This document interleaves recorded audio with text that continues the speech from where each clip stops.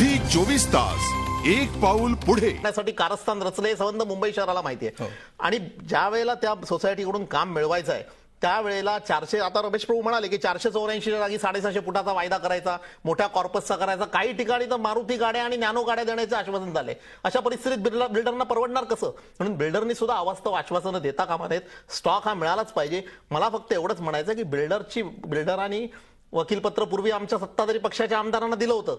अशोक चव्हाणांकडे गेलेही होते काय या सत्ताधारी पक्षाचे आमदार, त्यांनी त्यांची डाळशी झालेली नाही. आता विरोधी पक्षांकडे आलेले आहेत. मला एवढंच म्हणायचं की विरोधी पक्षांचं काम हे जनतेचं हितरक्षणाचं काम आहे. त्यांनी इव्हन म्हाडा वसाहतीतल्या लोकांना सुद्धा पुनर्विकासातून सुयोग्य घरं मिळावी यासाठी त्यांनी जरूर प्रयत्न करावा आणि मी त्या मताचाच आहे की वसाहतीत राहणाऱ्याला मिळालं पाहिजे. परंतु त्याचबरोबर त्यांच्यासाठी इतरही काही सूचना करा ना, की जसं एसआरए मध्ये कॉर्पस त्यांच्यासाठी ती प्रोव्हिजन केलेली आहे, मेंटेनन्सची व्यवस्था केलेली आहे, त्याचप्रमाणे असेसमेंट, प्रॉपर्टी टॅक्स, मालमत्ता कर ह्याच्यामध्ये सवलत दिले. त्याच्याबद्दल कोणी बोलायला मागत नाही. पण बिल्डरांच्या पोळीवरती तूप कसं ओढलं जाईल आता हे स्टॉकच्या मध्ये पुनर्विचार करण्याचा जो विषय आलाय त्याच्या पाठीमागे मला सुद्धा तेच दिसतं की तो स्टॉक कमीत कमी कसा करता येईल आणि बिल्डरांना जास्तीत जास्त फायदा कसा पोहोचवता येईल असा प्रयत्न बिल्डरांचं वकीलपत्र घेतलेली मंडळी करतायत. मला असं वाटतं की मुंबई शहरातल्या जनसामान्यांना, सरकारी कर्मचाऱ्यांना, पोलिसांना आणि आजच उद्धव ठाकरे म्हणाले आहेत की गिरडी कामगारांना घरं मिळाली पाहिजेत. अगदी कुठून द्यायची घरं? अगदी लोकांच्या मनामध्ये शंका राहायला नको. तुमचा या विषयातला अभ्यास आहे म्हणून मी तुम्हाला विचारतो, हे जे 2/3 प्रपोर्शन आहे हे व्यवहार्य आहे असं तुम्हाला वाटतं का? निश्चितपणे व्यवहार्य आहे. याचं कारण असं आहे की सदनिकांचं पुनर्वसन दिलं. तसं असेल तर मग म्हाडानी किंवा सरकारने ते वाढवून द्यायची गरज नाहीये असं मी म्हणतोय. कारण सदनिकांसाठी पुनर्वसन क्षेत्र दिल्यानंतर 60% प्रोत्साहनात्मक क्षेत्र हे गृहनिर्माण संस्थेला विकासकाला मिळतं आणि उरलेला जो भाग आहे तो 2:1 या प्रमाणामध्ये मला सांगा विकासक मलाही खाणार असेल पुनर्विकासातनं, भाडेकरूंचा फायदा होणार असेल. अगदी 180 फुटाचं घरामध्ये जो आज राहतो त्याला 484 फुटाचं घर मिळणार असेल आणि त्यानंतर म्हाडा जर ज्या मुंबई शहरातल्या जनसामान्यांसाठी, मध्यमवर्गीयांसाठी आणि गरिबांसाठी परवडणाऱ्या किमतीतली घरं उपलब्ध करण्यासाठी स्टॉक मागणार असेल तर मला वाटतं कुणाच्या पोटात दुखायचं कारण नाही. जर दुखत असेल तर बिल्डरांना कमी मिळतं, ते आमचे बिल्डर आमचे पाठीराखे आहेत, त्यांना मिळालं पाहिजे हा उद्दिष्ट मला या दृष्टिकोन रमेशमध्ये दिसतोय. रमेश तुमचं काय मत आहे याविषयी? हे प्रपोर्शन हे व्यवहार्य आहे त्यांचं? नाही, खरं म्हणायला गेलं तर जेव्हा आपण गणित लावतो त्याच्यामध्ये व्यवहारिक येत नाहीये. मी पण भरपूर प्रोजेक्ट रिपोर्ट वगैरे बनवतो, त्याच्यामध्ये आपल्याला कळतोय की बाबा 2/3 तुम्ही माडाला बांधून द्यायचं, फक्त 1/3 तुम्हाला बांधायला मिळतो म्हणजे विकायला मिळतो.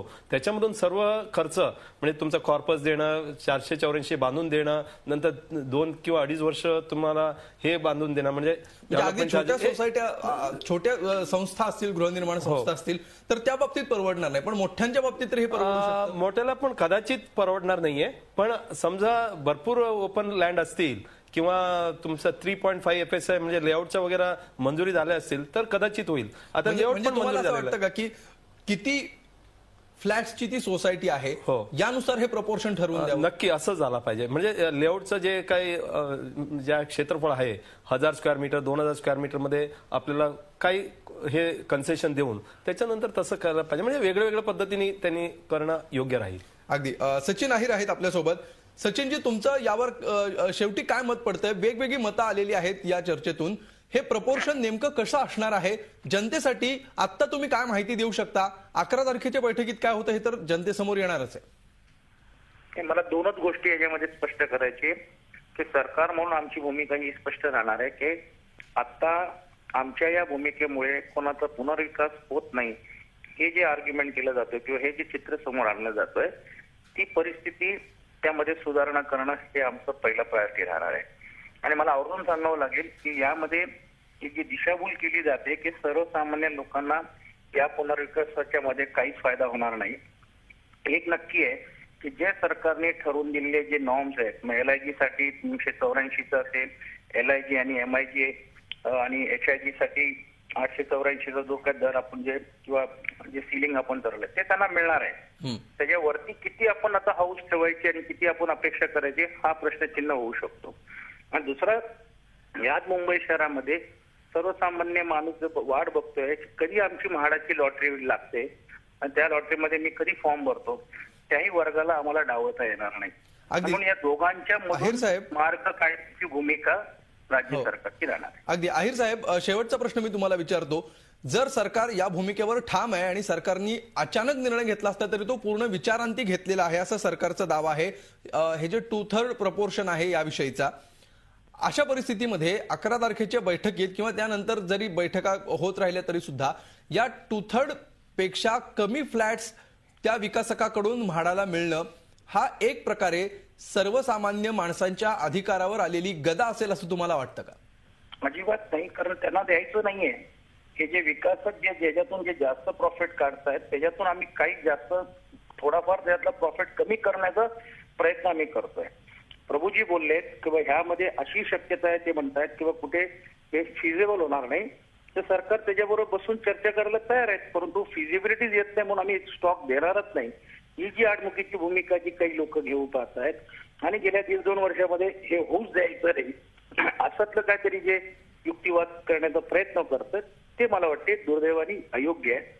मला असं वाटतं की आता काय झालंय की वेगवेगळ्या बिल्डरमध्ये स्पर्धा निर्माण झाल्यामुळे ह्या काही लोक 650, 800 फूट 2-2 फ्लॅट 3-3 फ्लॅट देतो असं नको ते विश्वास म्हणजे आम्ही देऊन किंवा त्या एक विश्वासात घेऊन करार करून घेतात. मला असं म्हणायचं की म्हाडामध्ये काही प्रकारे की एक पॅनल ऑफ बिल्डर्स ठेवलं आणि त्याच्यामध्ये त्यांनी म्हटलं की 484 फूट स्थानिकाला बांधून द्यायचा त्या बिल्डरनी.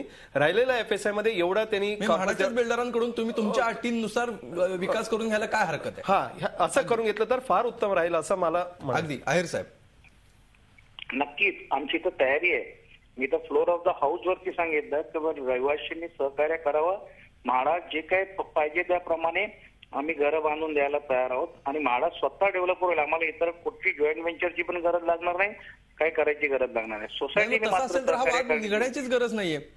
नक्कीच, परंतु ज्यावेळी आम्ही अशी भूमिका घेतो सोसायटीकडनं तो प्रस्ताव येणं गरजेचं आहे आणि आम्ही जर समजा तो विकास लादण्याचा प्रयत्न केला मग सोसायटी विरोध करतात, ते व्हायला नको. माझं म्हणणं असं आहे, म्हणजे खास करून मी सचिन भाऊंना सांगू इच्छितो की हा पुनर्विकास म्हाडानेच केला पाहिजे, कारण म्हाडाने पुनर्विकास केला तर जास्तीत जास्त स्टॉक उपलब्ध होईल आणि सरकारचं धोरण अधिक पारदर्शी होईल की आम्हाला खऱ्या अर्थाने लोकांना घरं द्यायची आहेत. आणि म्हणून मी विनंती अशी करेन की ह्या सरकारने, राज्य शासनाने म्हाडाच्या वसाहतींचाच पुनर्विकास नव्हे तर 3K खाली येणाऱ्या वसाहती, त्याचप्रमाणे धारावीचा पुनर्विकास, जिथे आज आपण बघतो की लोकप्रतिनिधींच्या दुराग्रहामुळे खासगी विकासक आणावे तसा प्रयत्न चालू आहेत. एका सेक्टरचा विकास फक्त म्हाडा करते.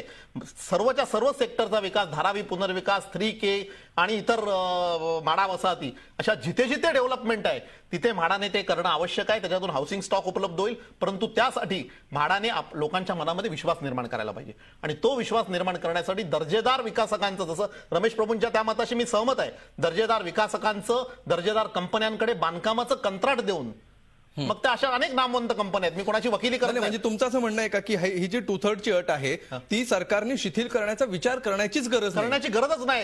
उद्या बिल्डर लॉबी जी म्हणते की 2/3 आम्हाला परवडत नाही, आम्ही 50-50 तुम्ही करा किंवा 60-40 करा, ह्या सगळ्या विषयात जाण्याचीच गरज नाही जर म्हाडाने स्वतः ठरवलं. बिल्डरांची तळी उचलून दबावाचं राजकारण करण्याच्या राजकारणाला सरकारने बळी पडू नये. आपलं जे धोरण आहे, मुंबई शहरातल्या जनसामान्याला, गिरणी कामगाराला, सरकारी कर्मचाऱ्याला, पोलिसांना घरं देण्याचं जे धोरण आहे त्या धोरणावर ठाम राहावं. उलट हे सगळं मोडीत काढून स्वतः म्हाडाने पुनर्विकास करावा आणि त्याच्यासाठी वेगळी दर्जेदार विश्वासार्ह यंत्रणा निर्माण करावी. आणि जेथे जेथे मुंबईमध्ये विकासाचा प्रश्न येईल, 3K असेल, धारावी पुनर्विकास असेल आणि म्हाडा वसाहती असेल, तिथे घरं निर्माण करून या घराचं स्वप्न पाहणारा मुंबईतला जो सामान्य आहे त्याचं घराचं स्वप्न पूर्ण करावं. अगदी आपली वेळ संपलेली आहे. सचिनजी, शेवटी तुम्ही काय सांगाल? 2/3 पेक्षा खाली सरकारने येऊ नये, जर आलं तर जेवढी घरं कमी मिळतील सरकारला तेवढा तो सामान्यांचा तोटा असणार आहे. नक्कीच आहे, म्हणून आपण आतापर्यंत आपण थांबून राहिलोय. पण ते थांबून राहिल्याच्या नंतर जे सर्वसामान्य जे भाडेकरू जे आज पुनर्वसतीपासून वंचित होत आहेत त्यालाही आपण नाकारू शकणार नाही. आणि म्हणून एका बाजूला स्टॉक हे घेणारच आम्ही घेत असताना यातून जे सर्वसामान्य लोकांचे जे आज पुनर्विकास रखडलेले आहे त्यातून मार्ग काढण्याची भूमिका राज्य सरकार. अगदी धन्यवाद आहिर साहेब आणि सगळ्यांचेच धन्यवाद या चर्चेमध्ये सहभागी झाल्याबद्दल. सर्वसामान्यांच्या जिव्हाळ्याचा हा मुद्दा आहे. 11 तारखेला काय होतं याकडे सगळ्यांचं लक्ष असणारच आहे. मात्र गेली 2 वर्षांपासून निर्णय न होण्याच्या फेजमध्ये हे संपूर्ण नागरिक रहिवासी आहेत. ती फेज पुढे निघून जावी, मग त्याच्यामध्ये भले स्वतः म्हाडाने विकास केला तर सगळ्यांचं स्वागतच आहे, मात्र पुन्हा दर्जाचा प्रश्न निर्माण होतो. त्याचं काय उत्तर, कसा विश्वास म्हाडा निर्माण करतं लोकांच्या मनात, हा एक मुद्दा उरतोच.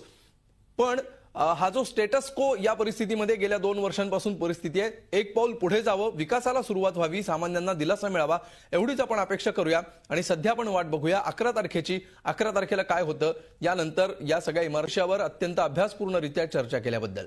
रोखोकमध्ये आज इतकंच. ताज्या बातम्यांसाठी पाहत रहा झी24 तास.